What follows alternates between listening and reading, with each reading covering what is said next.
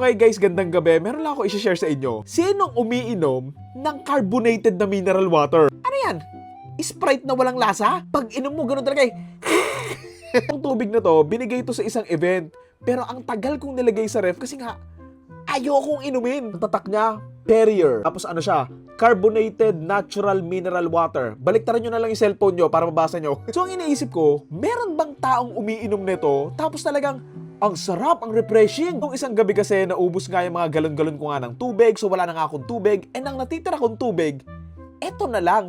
So alam mo yon, sobrang uhaw na ako. Kaya no choice, eto na nga lang yung ininom ko. Kung hindi pa kayo nakakatikim ng carbonated na mineral water, naku po. Like I said, binigay nga ito sa isang event, tapos may mga pagkain, tapos ito nga yung binigay na inumin. So syempre, hindi pa ako nakakatikim na ng carbonated na mineral water eh. I mean, alam ko yung mga carbonated drinks, like yung mga soft drinks nga, pero hindi pa ako nakakatikim ng tubig version nga nun. So sabi ko, ay, wala naman siguro yan, baka lasang tubig lang ganon na may bula-bula. Pero pagkainom ko, wow! Subukan natin uminom ngayon, tinan natin ano itsura ko ah. Wala tong OA ah.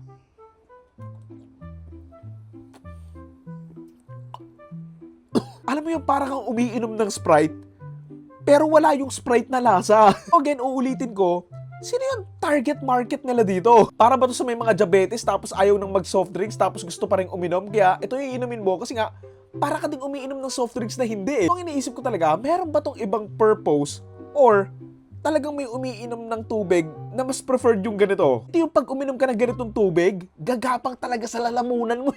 Alam ko kasi yung iba ginagamit nga yung ganitong tubig kasi nga hinahaluan nila ng may mga flavor, tapos ayun nga yung masarap. Pero kasi, yung talagang tubig lang, sino umiinom ng ganon? Okay naman yung lasa niya, lasa lang siyang tubig.